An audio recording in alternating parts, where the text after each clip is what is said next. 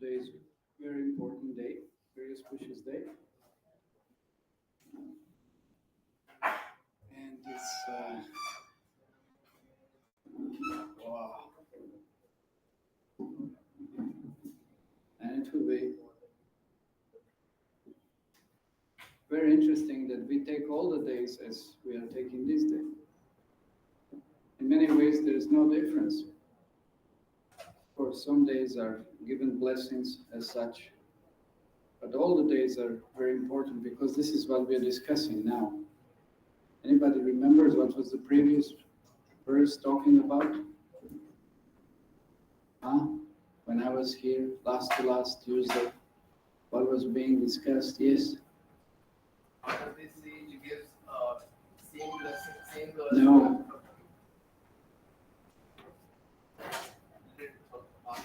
No. Forget about that.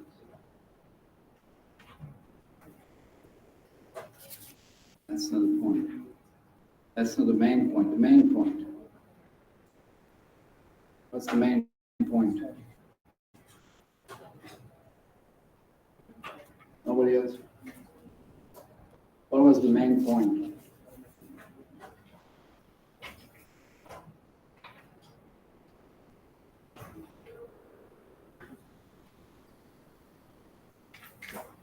What happened to King Puranjana? We're discussing about King Puranjana. Have been deluded. What do you want to say? He became old. Still, his mentality is like a prince. He became old and still he wants to enjoy. Okay, fine. What else?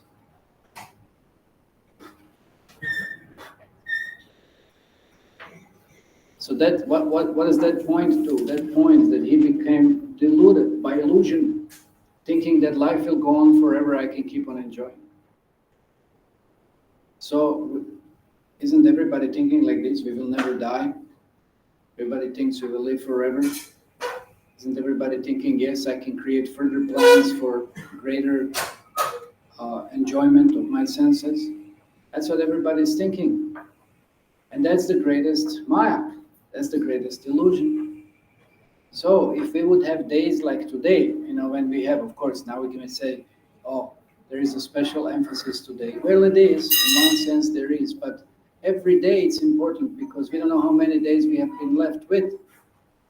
Every day, if you would have come every day to temple like this, if you would have come every day and chant like this, if you would have fast every day like this, that wouldn't work. Okay, in this one I agree. This last one, but not the previous two. Fasting we cannot do every day. To some extent, maybe we can do some particular type of fasting. Abstaining from some other things that we generally maybe take. That can also be some little austerity involved. But if we would have at least, okay, let's say like today, on this day, if we would have had such a consciousness, how fast would we advance? Incredibly fast. Incredibly fast. We would, just get so much credit, so much benefit, so much hearing of the holy name. That's why also a little bit extended the bhajan. Just that we keep on hearing, we chant congregationally. That's even more powerful than individually. We hear the holy name. So how powerful all of this and how it purifies our consciousness, how it creates a very powerful, deep impression. So if you would have been exposed to such kind of practice for at least some period of time, then you would understand. You would have direct experience, pratyaksha vagamam dharmyam. You would have direct experience how powerful this Krishna consciousness is. You would have direct taste, immediate taste of what means Krishna consciousness. So it's not just like once a year.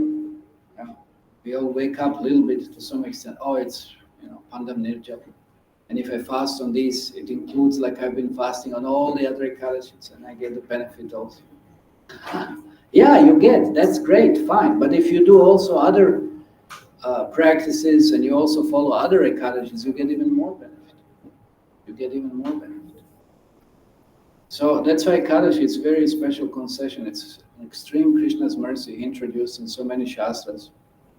It has been proclaimed that fasting on Ekadashi, it's actually the greatest austerity, aside of chanting the Hare Krishna, Krishna Krishna, Hare Hare, Hare Rama, Rama Hare Hare. But anyway, if we do both, we get so much mercy. We purify our hearts. So this is Krishna's very magnanimous concession that if we practice at least some days, we take too little austerity and we observe this Ekadashi. It's no different than Krishna. Ekadashi, it's expansion of Krishna. So if we honor Krishna like this, then Krishna will definitely, and he does, bestow so much mercy. But my point is, if we would have had that consciousness every day, and there is quite a good reason that we can have that, because every day is a day closer to our passing away from this body. That's one thing. And another thing also, every day there is some other spiritual reason for celebrating that day. There are some festivities there are some acharyas appearances, disappearances. There's always something that can make us more Krishna conscious. So that's what we should always utilize to kind of jerk ourselves from dormant spiritual consciousness, to somehow wake up, to understand that yes, we have to be more active spiritually. Because if you're not active spiritually, then what happens? You're going to be active materially. So better to be active spiritually, better to come here, better to associate, better to hear, better to chant as much as possible. And then you'll have a right, appropriate perception. What is this world about? What is this world about? Just, how much we are daydreaming that if I get this, then this would be nice, and then this would make us happy. These are all wonderful dreams.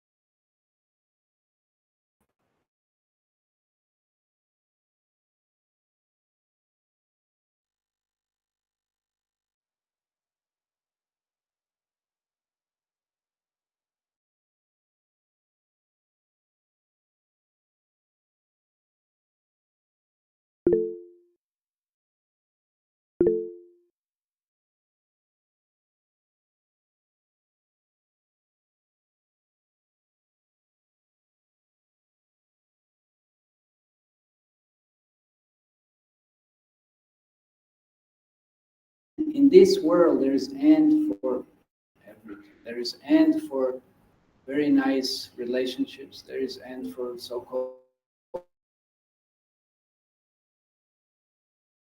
love, and for the things that you possess. There is end. Every end ends, and it will end. So that's what we have to be conscious. Then only you can be happy. You want to be happy? Well, then embrace this reality. Then you understand what is our position and what is the position of this material existence. Then only you can really be happy, because you will be happy with Krishna. You will go towards Krishna. You won't go towards that illusion that is making us so miserable. Of course, that's the nature of this material existence. We are so elated. We are so excited. Wow, prospective happiness is there. I will enjoy, and this will make me so joyful. But for how long? For how long? And most often, whatever it's invested or whatever we have to pay off afterwards, it's not worthy of it. That's what we'd never consider. Just like I was passing through, I had to go through a restaurant now because they blocked the outside. I went around through the garden, and then they put so many chairs and things they're renovating with us. So I had to go to a restaurant. So you come to the restaurant and you order very nice meals. Of course, today we shouldn't speak so much about meals. But you order some nice meals and you eat, to your full satisfaction. And you take so many juices also you can have, and sweets afterwards and whatever. And then here comes the bill. And when you see the bill, then I'd say it comes 1 lakh something, and then you faint. No? It can happen. Maybe by mistake also, or whatever. But it may happen. But actually in material world, it's just like this. You have some enjoyment. You really have some good time. What do you think? What do you consider to be a good time? And then the bill comes. You have to pay it off. And you understand, it's not worthy. It's not worthy for some little short period of time, such an enormous payment to be made. It's like, it's crazy, makes no sense. And then you have to suffer. Then you have to figure out how to, get rid of that debt that you've incurred. So we are all so indebted in this world by so many things, but we are trapped. There's no way out. You have to pay it off. You have to pay it off, otherwise you lose even so much more. Yeah, see, that's Maya singing. even though she's singing Hare Krishna, but it's a Maya. It's a Maya, because it reminds us of something else. It doesn't remind us much of, oh, Hare Krishna, Hare Krishna. Yeah, well, nice, but who is singing? That's a problem. Anyway. So here we have our King Puranjana, and this is like really interesting text now, text 13. Chandravega iti kyato Gandharva dhipitayad nripa Gandharva tasya balinam shashti uttara shatatrayam. So, translation and purport by His Divine Grace A.C. Bhaktivedanta Swami Srila Prabhupada. O king, in Gandharva Loka there is a king named Chandravega. Under him there are 3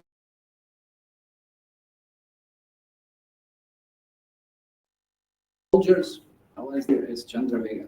Since time and tide wait for no man. Hey, where are you going?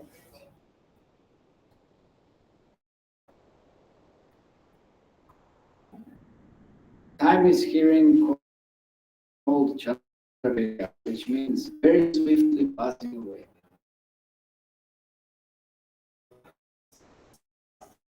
As time passes, it's calculated in terms of year. 1 year, 36 days, and the soldier mentioned represents these days. Time passes swiftly.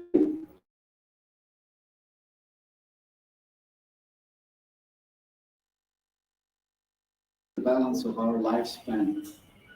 As each day passes, each one of us loses some of life's duration.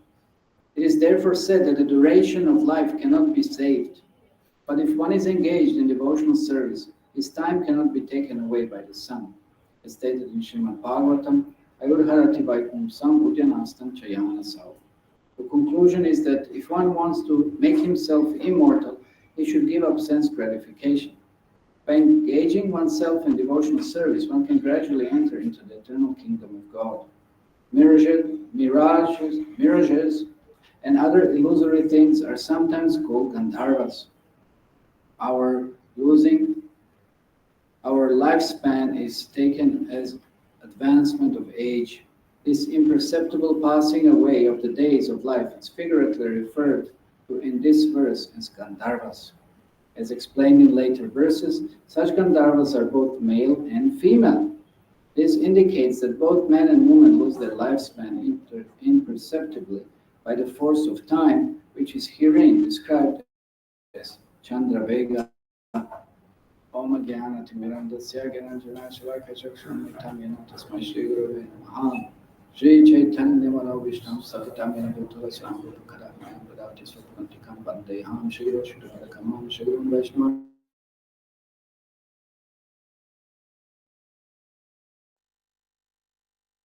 Advaitam Savadutam Parijana Saitam Shri Krishna Chaitanya Devam Shri Radha Krishna Padam Sagana Advaita Shri Shakanvitam Shri Hey Krishna Karuna Sindhu Divan Buddhaya Pate Vishadika Kankanta Radhakanta Namaste Kanchana Goranga Devi Shri Vishwavan Sute Devi Pranamami Hari Priya Vanchakalpa Turugeshta Kapasinvya Vichapatanam Bhavanabhi Vishnu Namaha Jai Shri Krishna Chaitanya Prabhu Nityananda Shri Advaita Gadadhara Shri Sri Gaura Bhaktivinoda Hare Krishna Krishna Krishna Hare Rama Rama Hare. So king in Gandharva Loka, there is a king named Chandravega. Under him there are 360 very powerful Gandharva soldiers. So that's the point. Time and tide waits for no man, Prabhupada says. Time is passing, time is running. And that's what I pointed earlier in the introduction.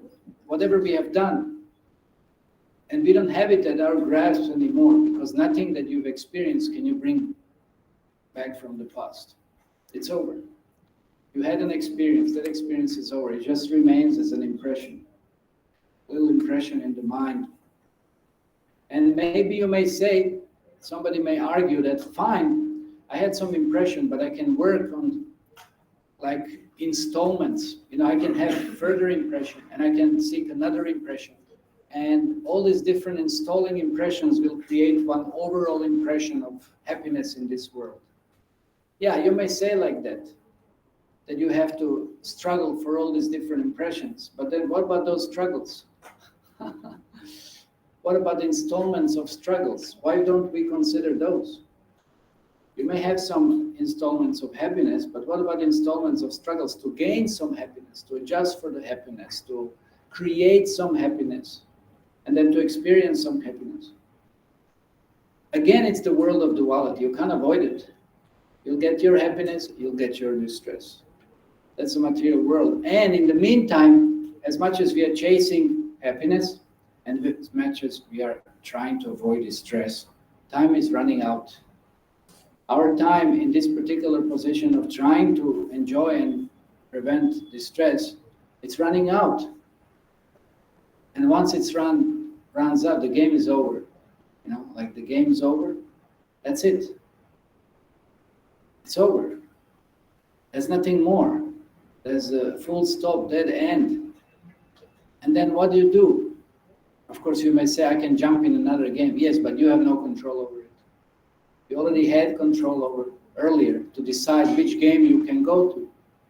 And if you didn't endeavor for that, and you didn't aim for that, you didn't really meditate, you didn't contemplate, you didn't qualify, then you will be subjected to someone else's choices. Meaning material energy, according to your karma, will decide what is going to be our destination. So the illusion of material existence is that we don't see how the time is passing away. We don't have that perception. And that is called illusion. That is called ignorance. Actually, it's an ignorance. How many of you have the perception of time passing? Anybody has perception of passing of the time? Or no, you just go along with it as it passes? Who has a perception? I remember when I was okay, not primary, but secondary school, I was like 6th, 7th grade or something. I remember we were always writing on the notebook, we would write date every day. You write a different date, because it's a different date. And then after some time, it's like looking like, hey, what's going on? And I look at this now, it's already this month, it's already this year now. It's like, whoa, where is that going? Where is that going? But you don't mind, you don't worry, because you're growing up and you're kind of reaching to what you're supposed to reach up to and accomplish what you're supposed to accomplish. So you don't mind it. But some little perception of time, some little realization was bestowed upon me at that particular point. You see, time is running. And now when you think, wow, where are all these years? Where are all these days? Where is all this going? Just like they say, you have 3 major identity crises in life. And psychology, they're called one. And the major one, it's going to come for all of you. For me, it's going on, but for you, it's going to come. And you're not perceiving it right now, because when it's like that, 12, 13, just like when you're looking for a certain identity, come to the teenage time, and then you're like, who am I? What's going on? There's so many things going on through the mind, and you're doing so many crazy things, also exploring, doing all kinds of stuff. So that's kind of an identity crisis. You're not a kid anymore exactly, but you're not adult either. Yeah. So that's like a revolutionary time, exploration time. You're trying to figure out who are you, and what to do. Let's say you're choosing college, I guess, at that time. That's also good. And I guess that's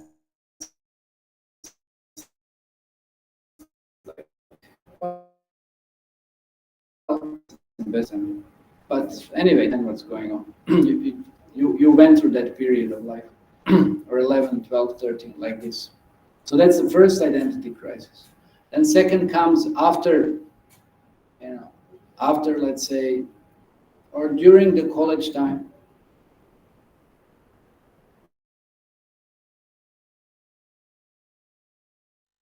Depends, but let's say ages around 18, not so far away from that, 18, 19. Either you completed your college and then you're looking for some job, looking for some, or you're just about to enter the college and then you're trying to figure out what should I study, what should I do, what should I, what direction in life should I take, how should I settle? That's another identity. And then you go through all kinds of trips. I remember, I was like, I had no idea what to do in my life. Of course, I started a little bit with Krishna conscious practice and that gave me some consciousness. But before going to the college, I was like, what am I? I wasn't really sure about it. So then I came to know about some astrologer. That's a pretty good one. And I said, okay, let them check out, and then maybe they can give me some idea, give me some direction. Anyway, so we're looking for some direction. They're looking for some direction. So but both of those are kind of positive. Why? Because they're looking forward. There's a sense of looking forward, hoping for something. There's still hope. It's not negative. But when you come to this third one, mid-40s, wow, that's called midlife crisis. You'll experience that. And that's going to be the time of the greatest purifications. And pretty much, even you might had some disappointments in life earlier, but you were not so focused, you're not so affected by it. But when you come to mid-40s, whoa, just wait. Start gaining heavy realizations. Heavy realizations. Just like they say, Shani period or something like that, gives you heavy realizations. Start realizing so much about the material world.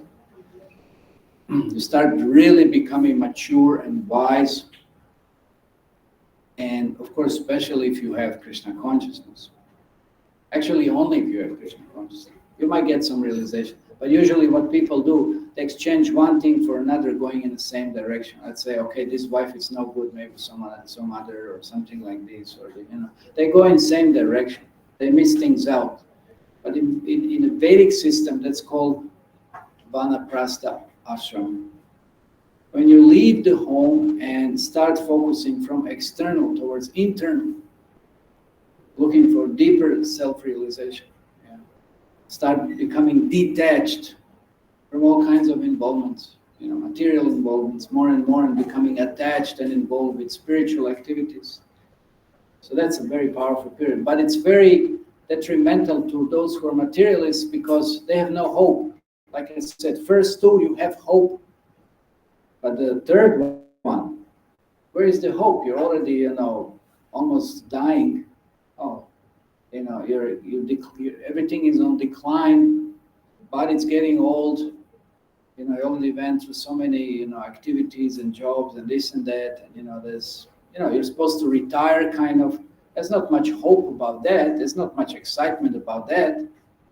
So you're not looking forward, there's nothing much to look forward. So you're looking backward. What is it that went wrong? What is it that I missed? What is it that I didn't learn from? And then it becomes very depressive because you can't figure it out. Unless you have Krishna consciousness, you won't be able to figure it out. It's a big problem. It's a big problem. Midlife crisis. They're called crises. And usually at that time, people went through all kinds of different experiences. So they don't know what is the solution. Yeah. And therefore they have some realization, but they can't really understand what it is. So without Krishna consciousness, it becomes an enormous problem. But if you have Krishna consciousness, then you start getting deeper, very deep. You start understanding the nature of material world, the nature of relationships, the nature of everything that goes on around you. And then you start focusing more on Krishna and start being very particular about time, because then you really start understanding there's not much left. There's not much left. Any moment you can be kicked out of the body. Of course, that's valid for everyone. But at that point, you at least start gaining some realization and start valuing this time. Like here it said, the time, king of the time, Chandra Vega, and powerful Gandharva soldiers representing days and nights that are passing away so swiftly. So not much time is left. You gain some realization. So that's why when we practice Krishna consciousness, we try to utilize our time the best way. And that's why I said, Prabhupada quotes this very famous verse, Ujjani ayati vaipumsan ujjani astanchayana. So tasya tirkshananita uttama shloke varte, uttama shloka. It's Krishna. If one glorifies Krishna, always remembers Krishna, then time is not wasted. Time is properly utilized. Nothing's lost. Time will pass, but it's not lost. It's on your eternal asset. But if we don't do that, then it's gone, it's finished. You don't get any more that credit. You don't get any more chance. You cannot say, Prabhupada would quote so many. He said there was one man who was quite wealthy in Allahabad when he was living. And he had some terminal disease, and everybody knew he's going to die now, he's going to pass away. So he said to doctor, please, he was begging, give me 3-4 more years just to complete this. I will give you so much money. I mean, it's not funny, but it's, it's like, it's,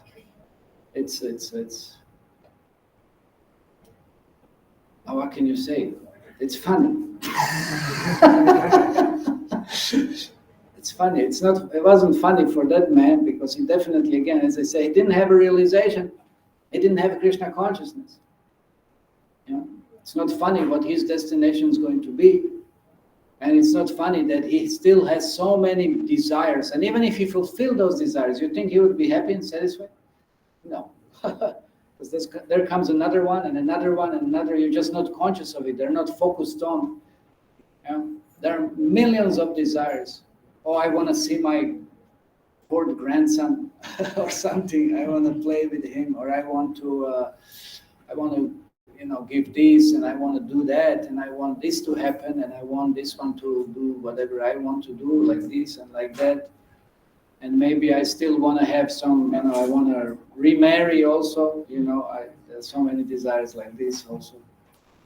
Why are you laughing? That's a fact. Right? Now, in what age, it just, there's no end, there's no, so many desires, but time is running. And you can't buy time by any amount of wealth. Of course, another thing is who has the wealth. That's also there. So you cannot affect the time, but time is affecting us. That's what Prabhupada said. He's giving this very known saying. He's quoting. He said, "Time and tide wait for no man." You cannot say, wait a minute. No, it's gone. It's finished. Like Prabhupada gives another example. 8 p.m. 18th June 2024.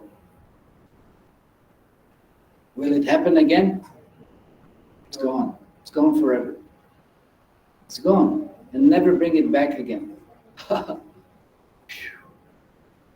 Can never bring it back again. So that's why we have to be conscious, and that's why Krishna consciousness is helping us even to be conscious, at least, that time is just insurmountable factor that we can utilize to our benefit. But again, we should not misuse it. How many things we are doing throughout the day, throughout the week, throughout the month that has nothing to do with Krishna? All wasted. And you won't gain anything from it. You'll just get certain impressions which will force you to have some other impressions, meaning acting in a certain ways. You'll be forced, mind will force you, and just drift you away from the real essence of spiritual practice, spiritual goal of life. And that's what's very unfortunate. We see people sometimes they do practice, but then they get distracted by all these different impressions that they've allowed themselves to be impressed with. So time waits for no one.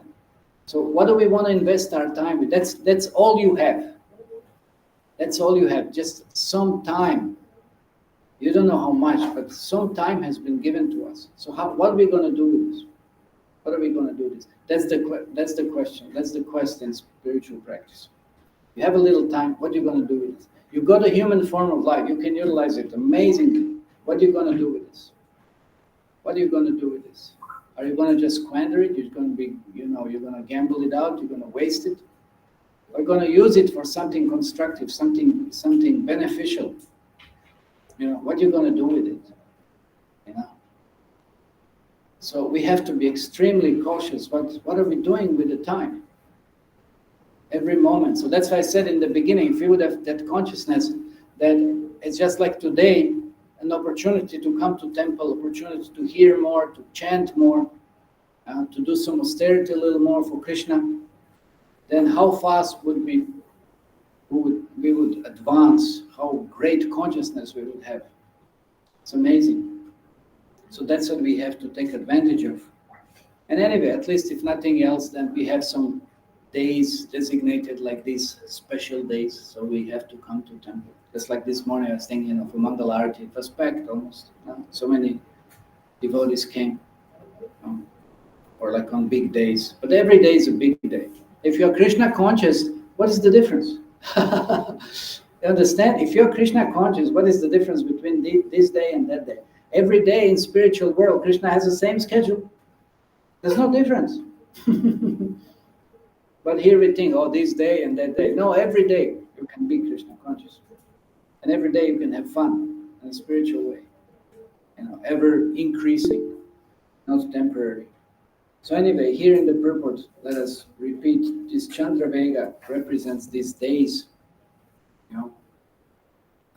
and his powerful soldiers, Gandharva Lokas, they're very swiftly carrying those days of life. The sun rises and sets. So these mirages and illusory things are called Gandharvas. So that's what bewilders us. Like mirage means bewilderment, illusion means bewilderment. So it's all swiftly passing away. Like I said in the beginning, okay, this type of happiness, it's an illusion, it's a mirage. Swiftly passes away, comes and goes. Yeah, very swiftly. And we don't understand how time is passing. We're not conscious of that. That's the biggest problem. That's the biggest problem. Suddenly you find yourself facing, that time ran out. That's why it said, this is mentality of the demons, or unfortunate situation of the demons. What does that mean? They also enjoy. They're described to live in what is known as Bhilasvarga, lower heavenly planets. They're heavenly.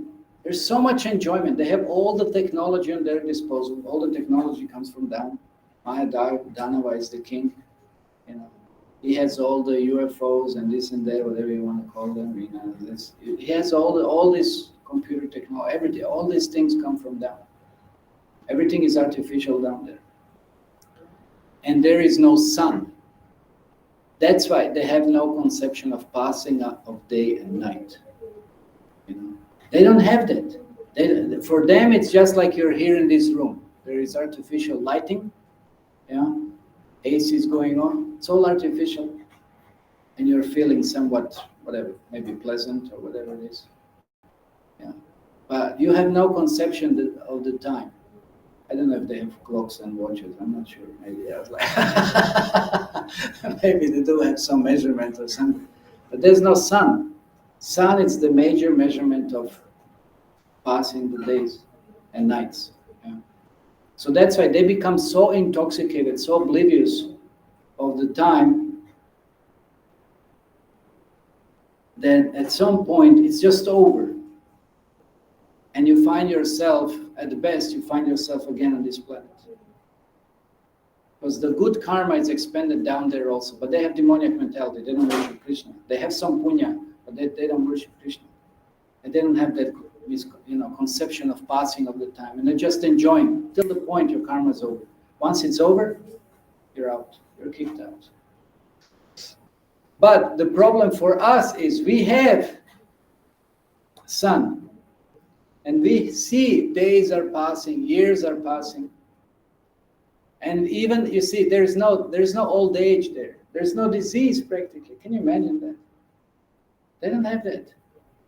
We have Shiva doing nonsense, on the whatever illusory different platforms of life, and don't worry about it. It's like, cannot concentrate, focus, Baba. So we have that blessing that old age is setting slowly, so you can understand. You get anybody has these gray hairs coming slowly. Sometimes I see even in 20s people start getting, it's like amazing. Modern lifestyle, and the body becoming dysfunctional in some ways, and this and that. We have some signs. Signs, slowly, time it's taking things away. Yeah. So you get some sign, at least makes you think to some extent. Those who have some consciousness to be made thinking. But still, even then, we're just in illusion. We don't understand how time is affecting, how time it's taking our opportunity of this human form away. It's taking that away. And it's going to be taken. And not like, again, this king being in illusion. We have some signs. We have some indications, but still, even then, you see what a foolishness. Getting old, we're starting getting disease, but we try to cover up for that. And we use all the assets, technology, this and that, just to pretend it's not there. It's not there. You're not getting old. You're not being diseased. You can still enjoy. How many of you have sometimes had some disease and you still wanted to enjoy something? All the time, no? It's all the time. What a power of illusion. Amazing. It's incredible. What a power of illusion. I can remember that I've seen it. I think it was National Geographic or some Animal Planet, whatever it is. They caught, there is a snake that caught a frog in the mouth. And then you see that frog, there is an insect flying. And frog extends its tongue to eat the insect or some fly or whatever it was. You're dying and you're still thinking of enjoyment. It's incredible. It's just that's what's our position. You're already in the jaws of death, and you're still thinking, oh, how to be happy, how to enjoy senses, how to enjoy. So what a powerful illusion that is. It's amazing, no? We're still getting some signs. Down there, as I said, they don't. And even greater illusion is up there in the heavenly planets. The demigods, they have no disease, they have no old age. They just enjoy until your karma is exhausted. Yeah, and they also have, unfortunately, they miss out that concept of time. But they have the sun. The sun is going. Every day there is a day, and we know Uttaraya and Dakshinaya, no? It's a different measurement of time, When they look at us down, they think, wow, these ants, they really live short, this and that. That's okay, but do you think you're gonna live forever? They're also another kind of illusion. What is the illusion? Sense gratification is an illusion. That's what's the illusion. As long and as much you're involved with sense gratification, you're trying to make your life comfortable, you're trying to think that, yes, I don't have to work hard, I will just be lazy, and I will just, or even if you work hard and that's your passion, for example, that's another kind of illusion. Or whatever it is, but there is no connection with Krishna. You'll never understand the effect of time. And who is that time? What is that time? It's not just Chandra Vega, it's Krishna. And who is the representation of Krishna as the time? In the Upanishad it is said, it's and I can make a big sound. No, I don't want, because these people are something. It's Lord Nrsimhadev. When imagine the sound when he bursts out of the pillar and just the whole. It said that all the wives of the demigods had miscarriage. It's heavy, Whole world has been shaken, Such a sound when the Nrsimhadev bursts out of the pillar, breaks everything down and starts, grabbing Hiranyakashipu.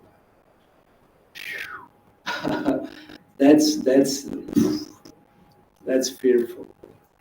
So what's that fear? Fear of time, fear of death. Who is that? Nrsimhadev. And Nrsimhadev comes out of the pillar, and then you see what that is. But he's not just in pillar, he's in every atom. He's everywhere. Bahi Nrsimha, Hridaye Nrsimha. He's in the heart also, he's everywhere outside. He's between, inside and outside, the doorstep. He's everywhere. He's the time, all devouring time. So if we are not conscious of him, as I said, then that time will devour us. All our opportunities, all our hopes, all our endeavors, everything finished with the time. Finished with the time. Say we had I don't know if anyone saw that devotees made one cartoon.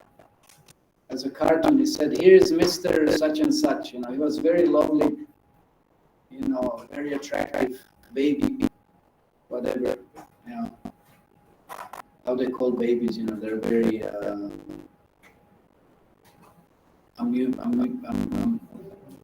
amusing, whatever. Play with. This is it. And then he went to school. He was a very good, student. He was the topper, and this and that. And then he got an amazing job. And then he earned so much money, and he was so busy, this and that. And then he was so busy, he fell in lust, and then he was busy to spend time with his future wife to be. And then he was so busy in this, and then he was so busy in all, and then there was no time for anything else. No time, you're so busy with this. No time, so busy with that. No time. No time for anything. And then he became a grandfather. Then he was so busy with grandchildren. And so no time.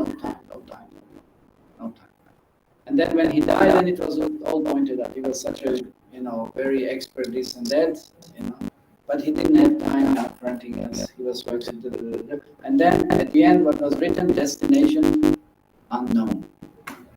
Destination unknown. So you can be busy all your life with so many different activities, with so many different things. But if you're not investing in Krishna consciousness, what is your destination? And can you take any of those investments with you? No. So expended and finished. So there is no guarantee. So that's why we have to be conscious of time. We have to be conscious of this time. And we have to be conscious that, again, every day, it's a wonderful opportunity again to be Krishna conscious. What's wrong with Krishna consciousness? Anything wrong with Krishna consciousness? Anybody can find some close? What's wrong with it? What's wrong? Okay, should I tell you what's wrong? Should I tell you what's wrong? Wrong is that our perception. Because we are tasting it bitter. Because we have jaundice, we have sickness.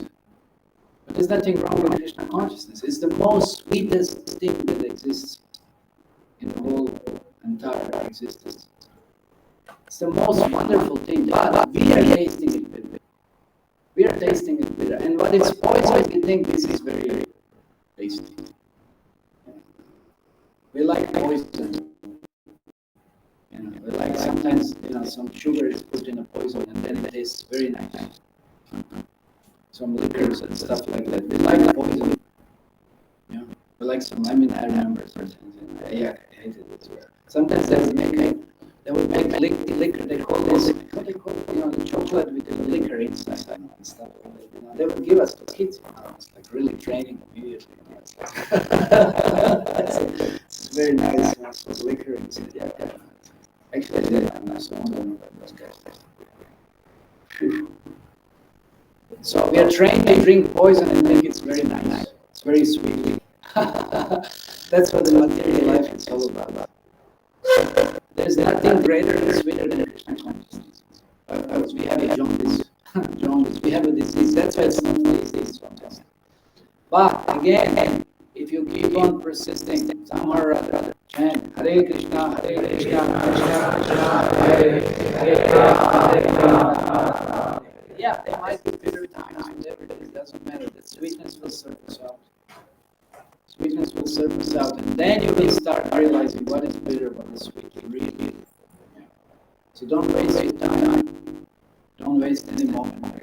Because again, as I said, as the Shastra says, You can never pay it back, you can never get it back. It's gone forever. And you can never influence positions you will find yourself in the future. Now you have a chance. Now you can do that.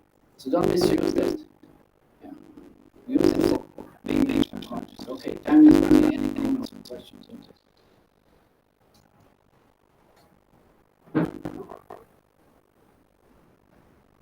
Yeah. We have discussed regarding the lower electronic conception. So, what is the exact position of that? Just straight down, please. That's the exact position. Depending where you are, what is the exact position?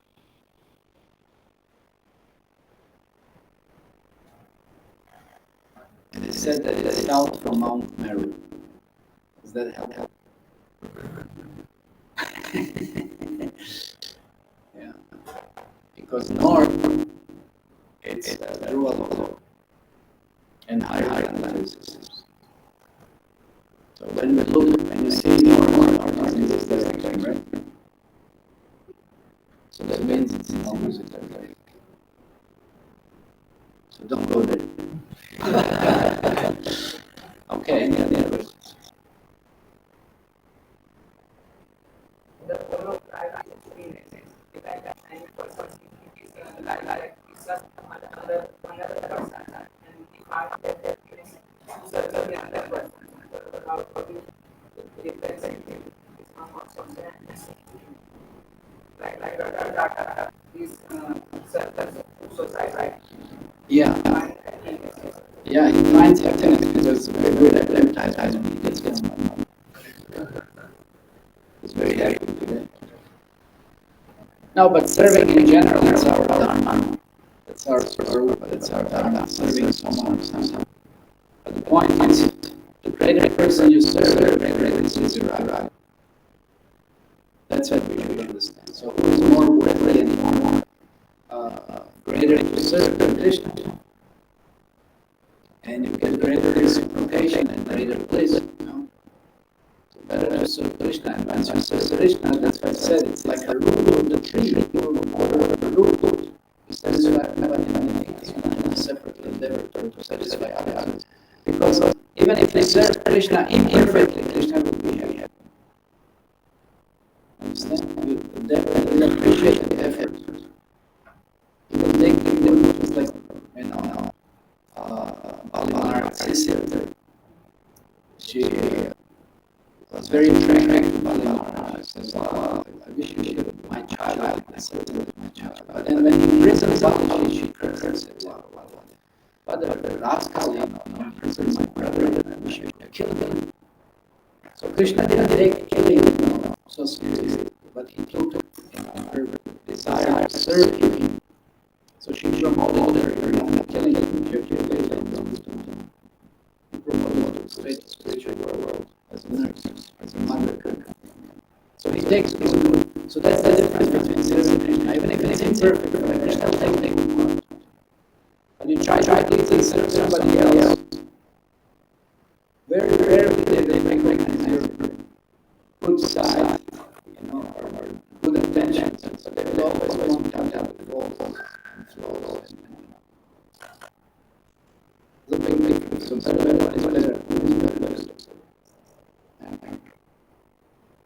Okay. Yes. Now we have this.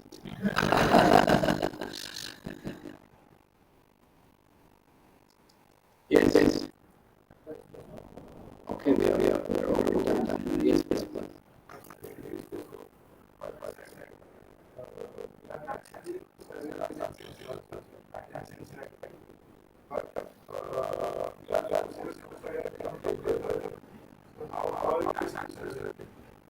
You mentioned serving by karma and force, by conditioning yourself. So if you don't serve Krishna, then you serve yourself. That's the point. You serve mind.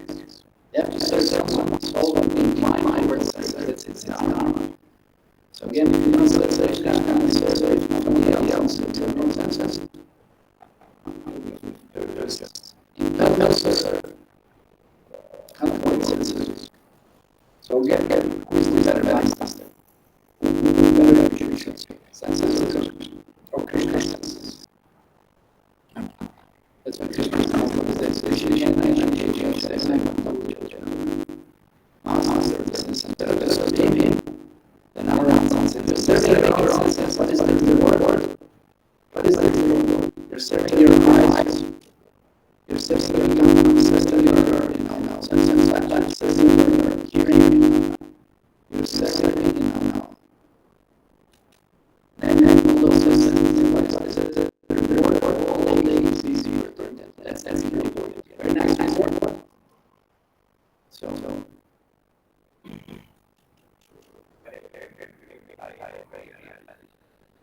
Time and realization. What do you think consensus should have realization after in course of time experiences and things? But that's what I said.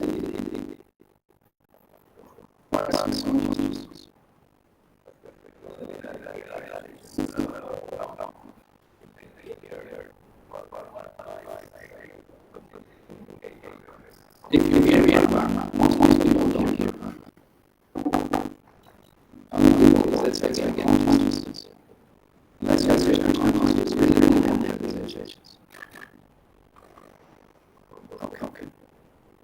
So I'm only mostly here, my big guy, allow ourselves to do that. Others, that's why they're going crisis. Even after so much time, they don't want to realizations.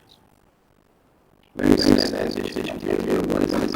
I just want to show me pictures of parents days back. They were like 80s.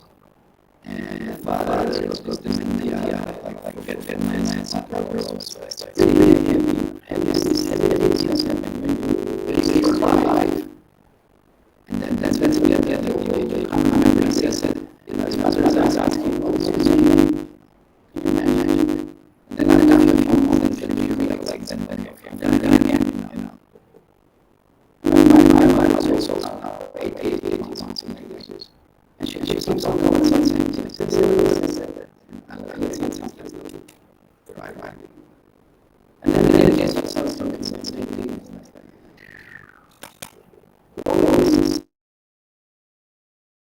It's pretty idealistic. That's what's old age. And you know, prophets that don't get anything. It will not happen to you. So that don't come to such a stage.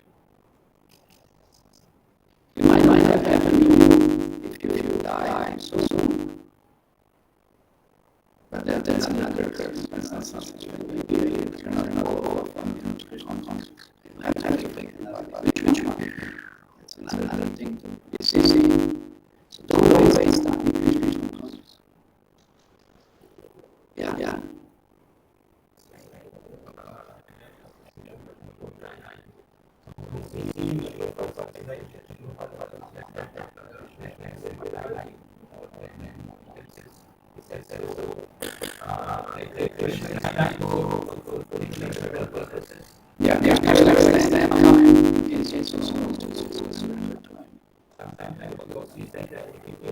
And also that's what it's just as the last years you do a lot performance there like around then that's less time life is time.